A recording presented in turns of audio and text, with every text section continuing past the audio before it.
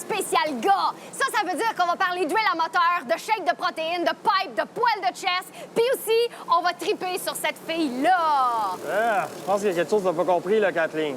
Oh, excuse.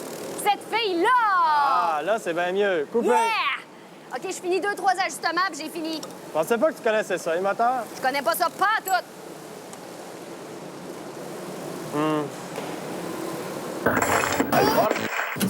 Pour être un vrai gars, il faut être viril. Pour être un vrai gars, faut savoir se battre à main nue contre un gorille en chiquant du tabac cru en faisant une vidange d'huile à un tank. Et c'est exactement le genre de personne que Fred Dubé est allé rencontrer cette semaine pour son topo sur la lutte. Je suis assise sur quelque chose qui vibre. À toi, Fred! Bonsoir, mesdames et messieurs. Frédéric Dubé pour Gros Titre. Ce soir, suis-je au TNM, au Grand Ballet canadien, à l'Orchestre symphonique de Montréal? Non, je suis un gala de lutte. Alors ici, ce soir, c'est la lutte à quoi? À la pollution, la lutte à l'homophobie, la lutte à la corruption, Oh, je sais pas. la lutte à la drogue. Je pense pas que ce que t'as dit là, ça a rapport avec la lutte. Il lutte contre quoi? Contre l'ennui, j'imagine.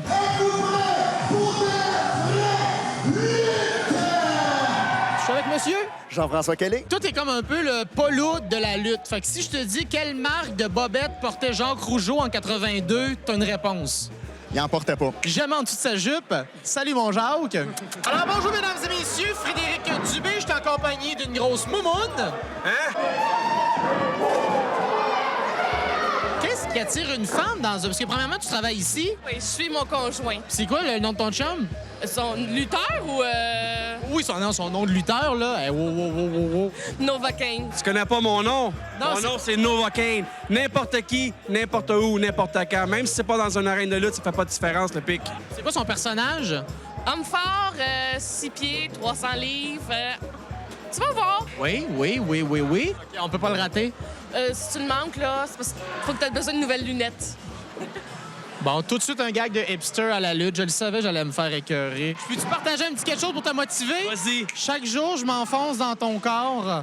Le soleil vient bruire dans mes veines. Mes bras enlacent ta nudité sans rivage, où je déferle pareil à l'espace sans bord sur les pentes d'un combat devenu total. Quelle élégance! Hein? Donne-moi le micro. C'est moi qui mène ici. Tu veux-tu que je t'enfonce ça? Non, Hein? c'est une nouvelle animateur.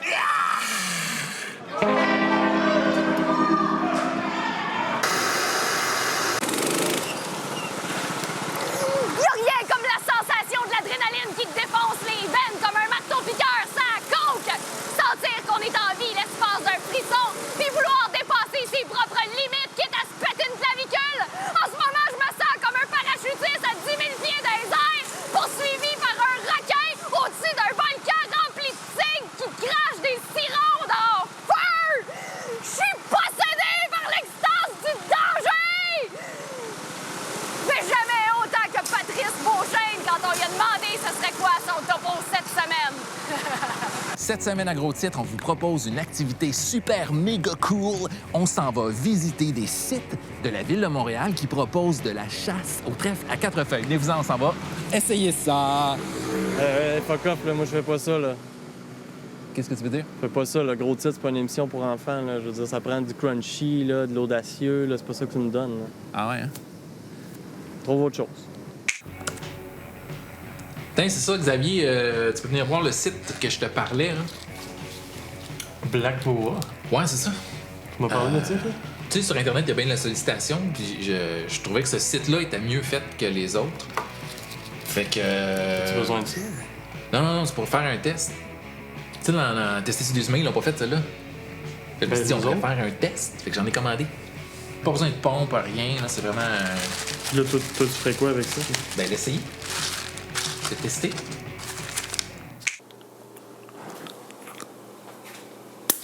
T'es sûr que tu peux boire de la bière avec ça? T'es sûr que tu peux boire de la bière avec ça?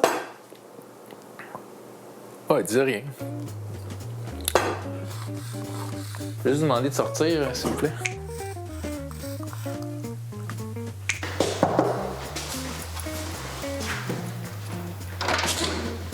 Puis? Demain?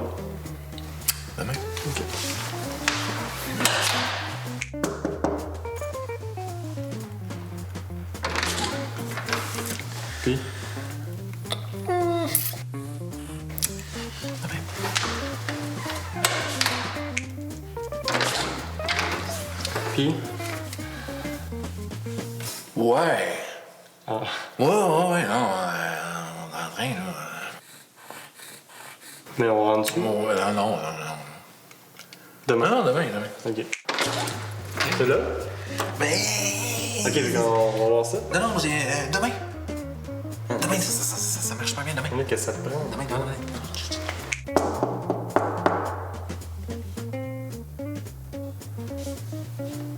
Pat?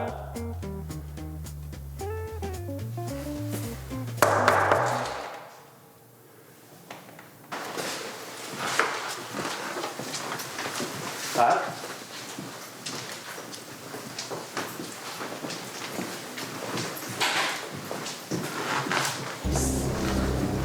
Les gars, faut l'aider, là.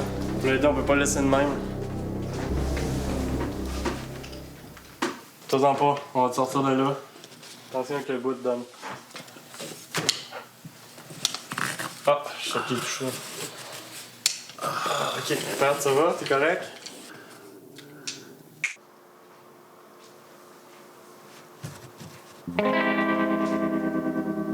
Les vrais gars, c'est des gagnants, des durs à cuire qui s'en laissent pas imposer. Les vrais gars, c'est des hommes forts et fiers avec des bases plus grosses que leur tête. C'est d'ailleurs le sujet du film que sont allés voir pour nous cette semaine les jumelles Prévost.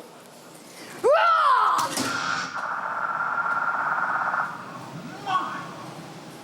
Attends, je vais le recommencer parce que je... C'est d'ailleurs le sujet du film que sont allés voir pour nous cette semaine les jumelles Prévost. Ah! Que sont allés voir pour nous cette semaine les jumelles Prévost. C'est d'ailleurs le sujet du film que sont allés voir pour nous cette semaine les jumelles Prévost. Ah! Ah! Maudite machine de mort!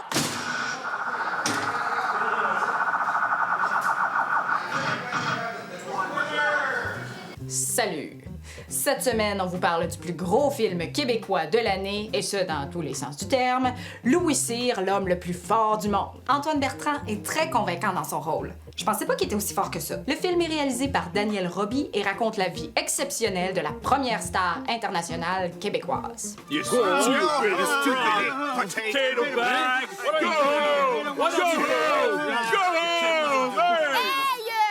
Arrêtez d'écœurer mon frère, bande d'Irlandais pas fin! He'll show you that he's stronger than all of vous autres, OK, là? Ah ouais, Louis, lève cette roche-là. Ah, venez-vous-en, les gars.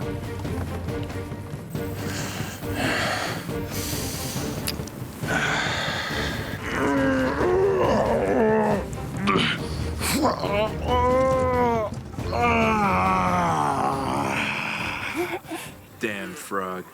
Twiddly potato. Non, Louis, là, lève cette grosse affaire-là, là. Hein? Toute la famille est avec toi! Ah ouais, Louis! Louis! Pas capable. Louis! Louis! Louis! Louis! Louis! Louis! Louis! Louis! Louis! Louis!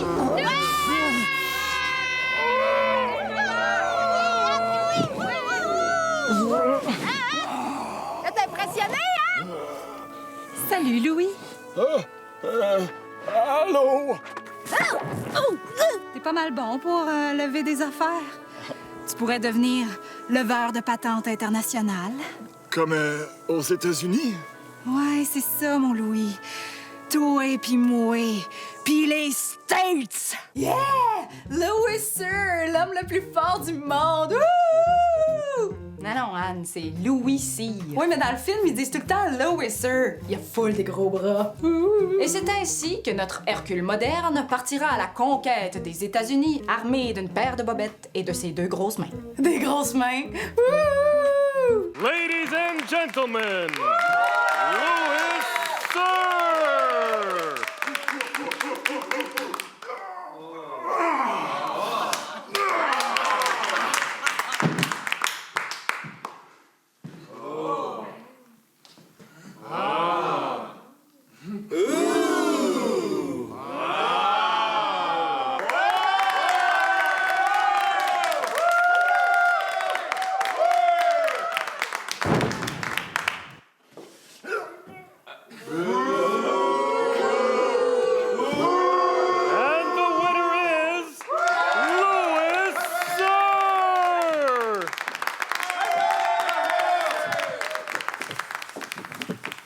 Regarde, Louis, pendant que tu levais des patentes, nous autres, on a eu un beau 7 livres. 7 livres, rien là!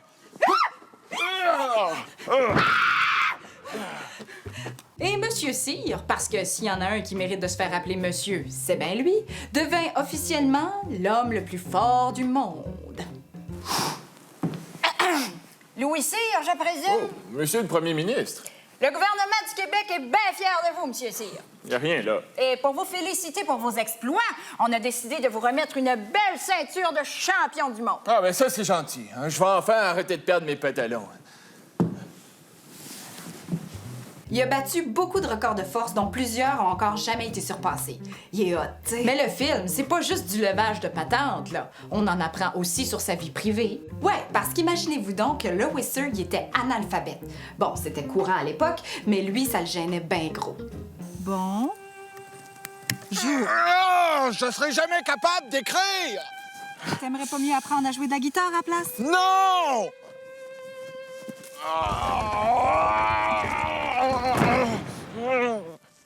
Moi, je retourne aux enfants de la télé! Puis, croyez-le ou non, il meurt à la fin du film. Fait que t'as aimé ça? Ben certainement! Je le reverrai avec joie, puis c'est pas donné à tous les films de provoquer une envie comme ça. J'ai pas grand-chose à reprocher au film, moi, j'avoue. J'aurais aimé voir plus de gars en bobette léopard, mais c'est un goût personnel. Il y avait quelques longueurs, mais rien de majeur. Je donne un solide 8.5 sur 10. Yeah! Louis Cyr! I love you!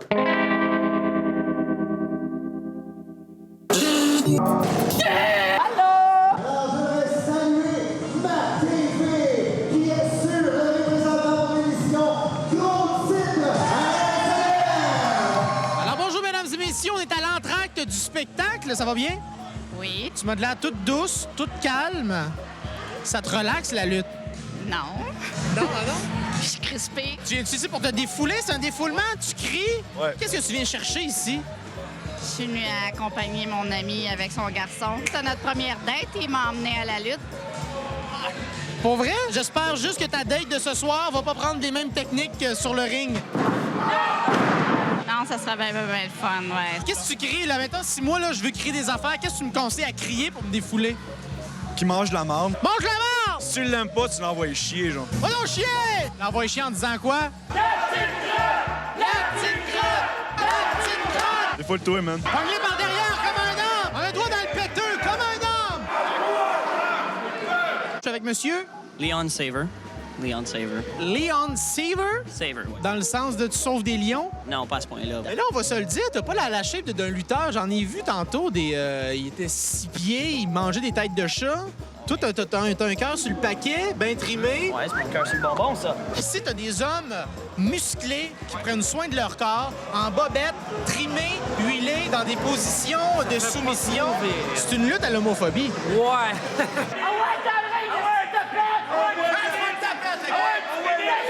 Je suis avec monsieur! Urban Miles, en personne, la légende urbaine, le Casanova Kid. Je suis sûr que t'as déjà entendu parler de moi. Mais là, le plus important présentement, là, c'est mes cheveux. J'ai lutté tantôt, j'ai gagné. Mais là, sont-tu pas pire parce que j'ai de la compétition avec toi?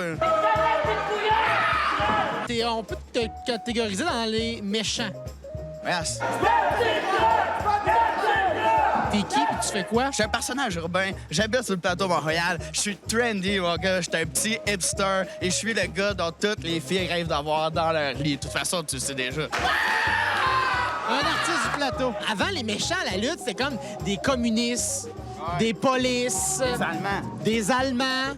Là, c'est un hipster sur le plateau Mont-Royal. Ouais. Demain, je vais aller faire une petite ride de Big C puis lire un petit roman sur une terrasse. T'es vraiment un méchant. T'es vraiment un méchant. Les communistes, les hipsters.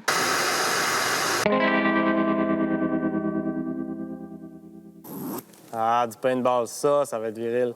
Peut-être, mais en même temps, t'es conscient que ça n'a pas rapport à ce qu'on dit depuis le début de l'émission. Qu'est-ce que tu veux dire? Ben, tu sais, un gars viril, là, c'est pas nécessairement une machine de guerre qui a pas d'émotion puis qui transpire du gaz à lighter, là. Ben non, je sais bien, mais là, c'est le concept de Oui, l'émission. mais le concept de l'émission, je m'en fous. Ce que je te dis, moi, c'est que pour moi, un gars viril, c'est un gars qui s'assume s'il a le goût de prendre un bain aux chandelles en lisant un roman harlequin. Pour moi, un gars viril, ça pleure, ça aime les chandails doux. Puis si ça a le goût de dormir en cuillère avec son meilleur ami, ben ça a bien le droit.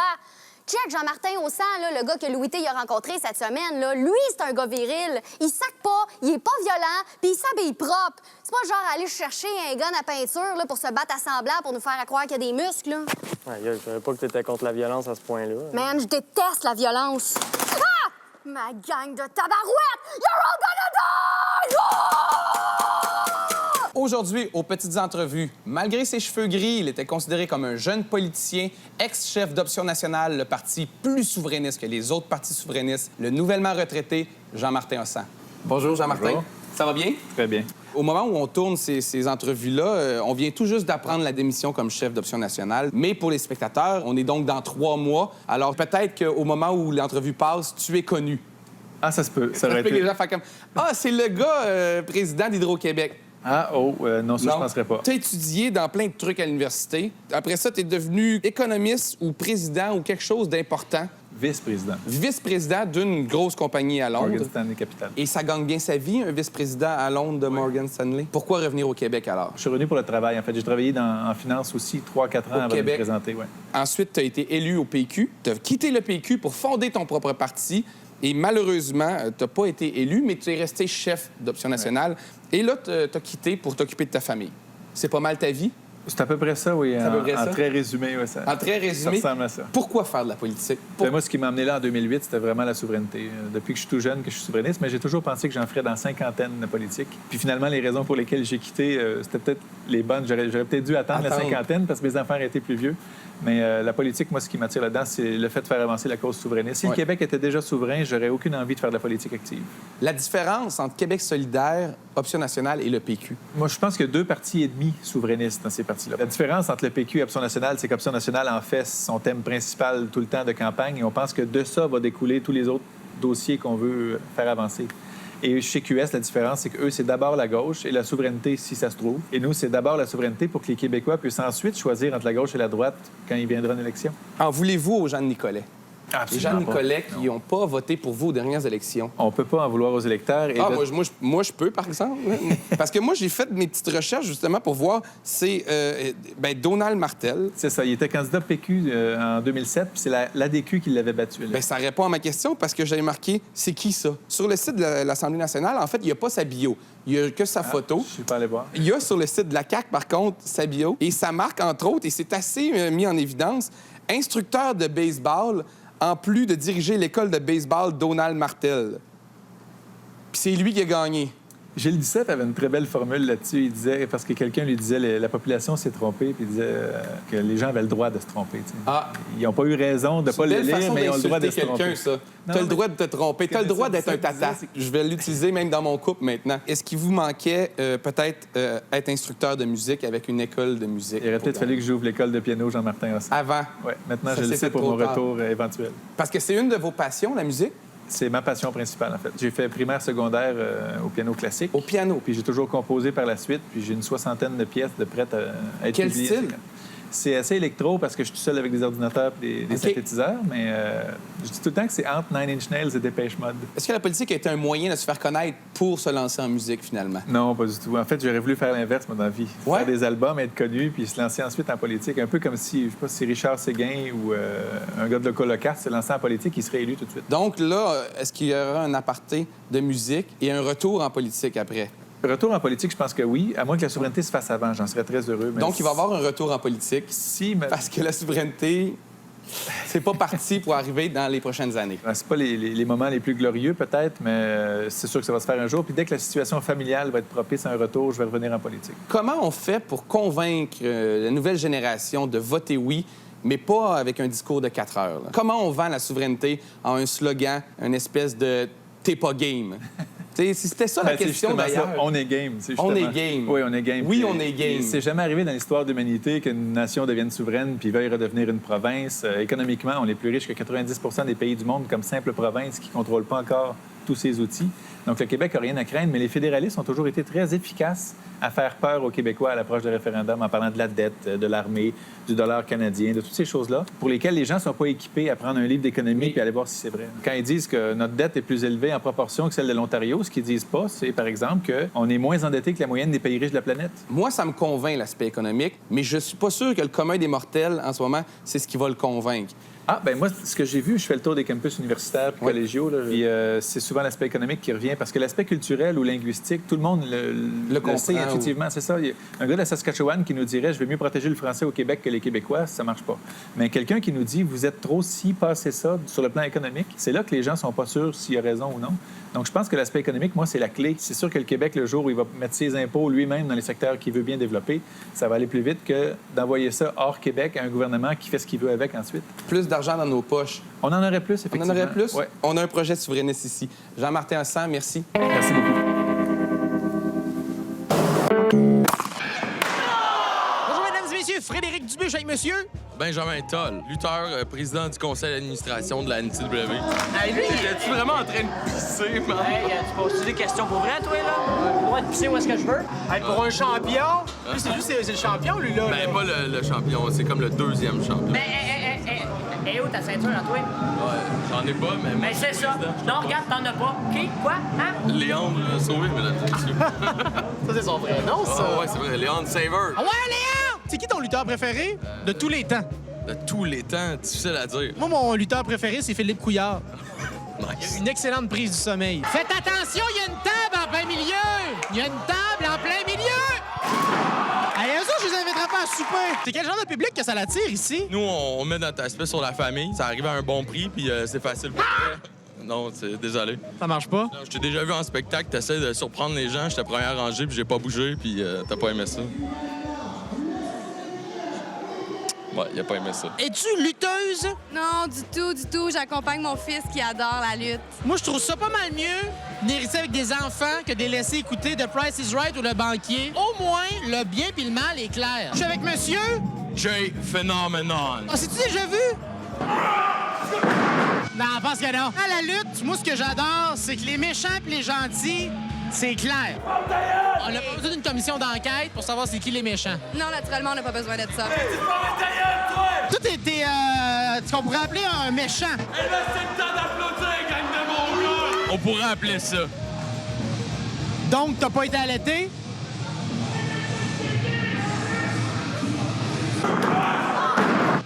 Bon, prends-le pas personnel, là.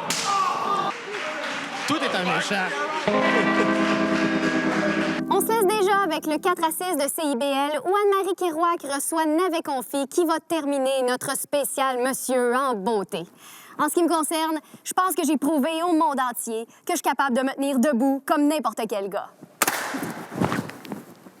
Kathleen? Ça va? Navet Confi, bonjour. Bonjour. Navet, on va t'appeler Oui, Navet. allons-y comme ça. On te connaît depuis plusieurs années pour tes projets solo, toutes sortes d'expérimentation. Oui. Et là, tu es en train de travailler déjà sur plusieurs projets en même temps. 3 albums, dans le fond, que je vais essayer de sortir front. en même temps. Donc, cet automne, si possible, je vais sortir ça. Je suis en train de régler ces affaires-là. Dans les dernières années, on t'a connu plus comme réalisateur sur plusieurs albums, aussi presque de front. Bien, j'ai commencé, ça fait 10 ans, à faire de la réalisation. C'est juste que c'est devenu mon activité principale dans les peut-être 2-3 dernières années. C'est pour ça aussi que le Navet, il a pris un petit peu il était réfrigéré de retard. un peu. Oui, c'est ça. Il était dans ça le caveau reste bon un peu. longtemps, un Navet. C'est ça l'avantage. Hein? Tu peux le laisser dans le frigo longtemps. À un moment donné, il va devenir mou, mais il est encore bon, je suis sûr. Et là, pour gros titre, Navet, on t'avait demandé de préparer quelque chose de spécial. Qu'est-ce qui t'a inspiré pour la chanson? Bien, des gens que je méprise beaucoup, en fait. J'ai pas trop approfondi ma connaissance de ce mouvement parce que ça me faisait trop fâcher. Mais j'ai beaucoup entendu parler à travers nos médias ici, mais aussi quand j'étais en tournée avec Ludo en France, de ces fameuses manifs pour tous monstres avec toute la droite Les manifs cinglée contre le mariage pour tous. Oui, exactement. Ça se résume à de l'homophobie, mais sous un fierté d'être homophobe devant tout le monde, avec plein de monde. Ça me fascine d'une certaine façon qu'il y ait autant de gens qui soient fiers d'être homophobes. Navet Confi. Ce dimanche, on annonce du soleil sur Paris et j'ai rendez-vous avec Mireille et Denis. On a tout prévu, crème solaire, les pique-niques, verre fumé, les chapeaux, dans un sac, quelques briques.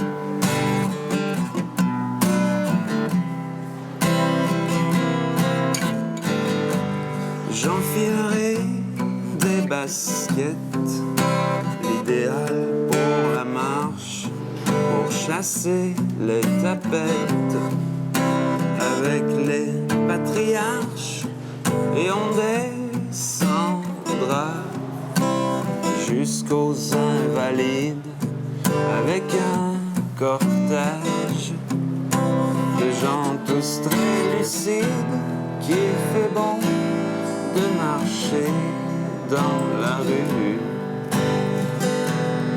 Rimer les libertés malvenues, qu'il fait bon de marcher dans la rue en scandant le slogan bien connu: un papa, une maman, un papa, papa, papa, maman.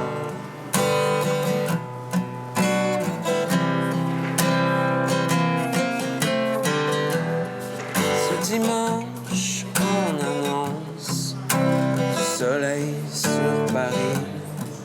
J'ai rendez-vous avec tous mes amis, les travelots, les transgenres, les lesbiennes, les PD, bref, tous les dépravés ne sont pas invités, car après tout, c'est la manif pour tous.